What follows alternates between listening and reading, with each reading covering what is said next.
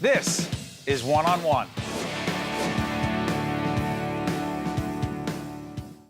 Steve Adubato here. We're in Camden, and we're speaking to one of the best and brightest here at the medical school we're at.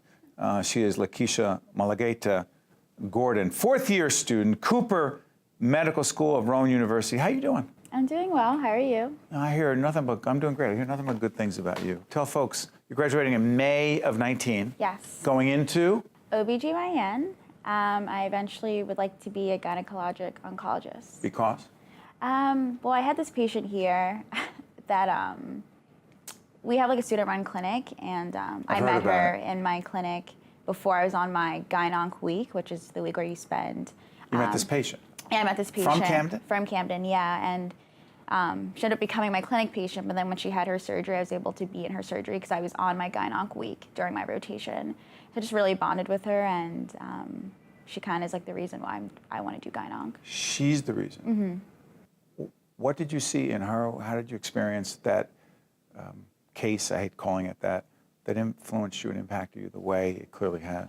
Well, I'll try and make this like short and not too sciencey, but when she came to us, she came to our clinic because she didn't have insurance, but Cooper was doing the surgery pro bono, and she needed preoperative clearance, and we couldn't do that for her because she had these symptoms that were concerning that she wouldn't be able to handle the surgery. And when she came to us, it was a Thursday, and her surgery was the following Tuesday, so we really didn't have a lot of time to figure out what to do and how to help her.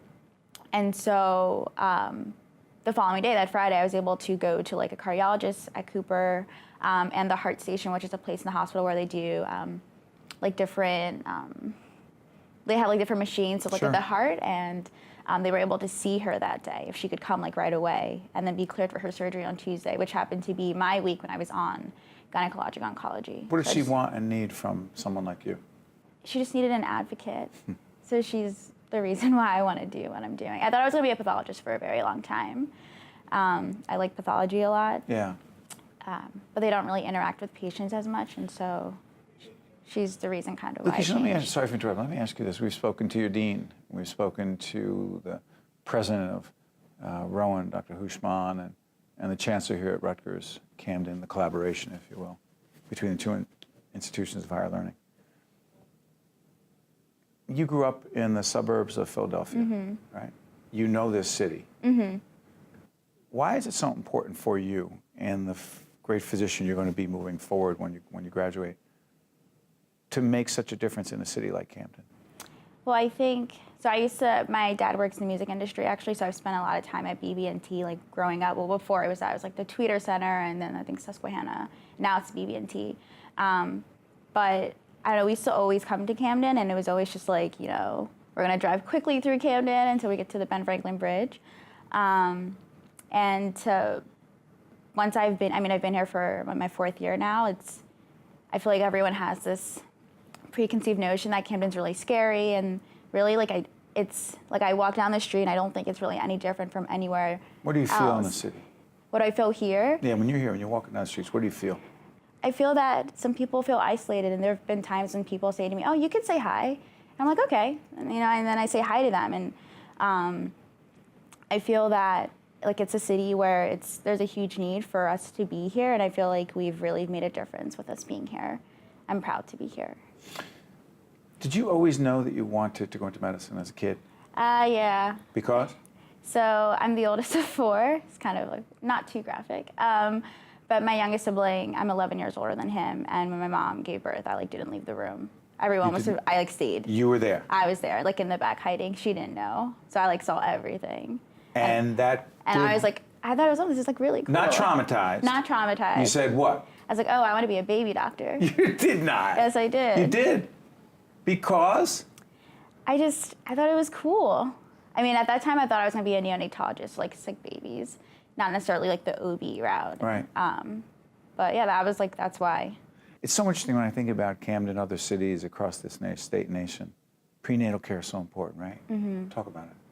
So, I don't know, like I said, I had seen my youngest sibling born, and when I thought I was going to be a neonatologist for a while, I'd shadowed in high school, and then even after my first year in college, I spent some time in the NICU at Temple, which I think is a similar patient population to Right in the heart of Camden. Philadelphia. Yeah, Right. in North Philadelphia. And there are all these studies out there that really kind of like how we grow up and like the outcome of what happens in our life really starts when we're very young. That whole discussion on social determinants Yeah, and like of health. nature versus Dean was just talking nurture. about that. Exactly. That matters. It really does, yeah.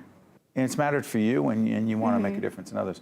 So let me ask you this. We're doing a series on the future of healthcare and looking at the future of medical education. If you could describe what this experience in medical school has been and the keys to a successful medical school that prepares the physicians of tomorrow, what would be those keys? I think, well, not like all schools, but I know at our school we really get to work in the clinic early on. That matters? I think it matters because I think it's, like when we're in our third year clerkships, we don't feel awkward around patients. Like I felt comfortable advocating for my patient and going up to a fellow when I'm a third year med student and asking him, like someone that has more training than I have, like more superior than I am in medicine, which is a hierarchy. I felt comfortable doing that. You got to break those walls down, don't you? Yeah. You do, it's important. You know, with colleagues, with patients, in the community.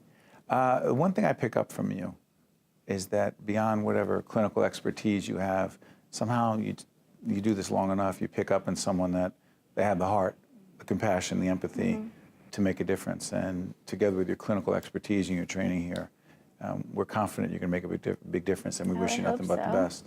I hope so. All right. Thank you, Lakeisha. Thank you. Appreciate it. Nice to meet you. One-on-One with Steve Adubato has been a production of the Caucus Educational Corporation, celebrating over 30 years of broadcast excellence. Funding for this edition of One-on-One with Steve Adubato has been provided by New Jersey Sharing Network, NJM Insurance Group, Choose New Jersey, MD Advantage Insurance Company of New Jersey, the Turl Fund, supporting right from the start NJ, United Airlines, and by Adler Aphasia Center.